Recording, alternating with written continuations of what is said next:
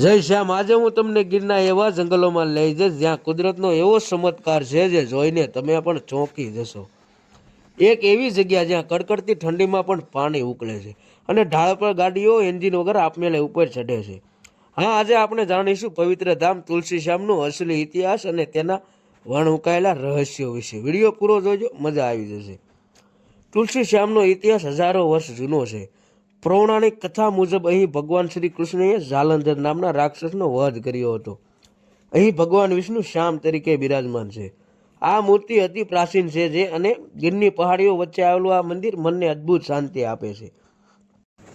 હવે વાત કરીએ અહીંના સૌથી મોટા ચમત્કારની, જે છે તત્પોદક કુંડ।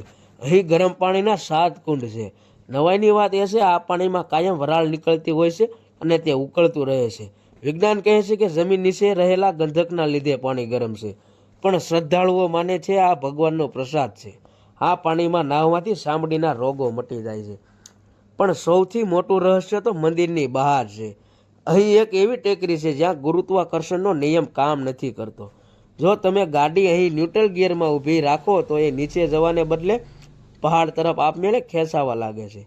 લોકો આને ભૂમિનો પ્રભાવ માને છે। તમે ક્યારે આ અનુભવ કર્યો છે? કોમેન્ટમાં જરૂર જણાવજો।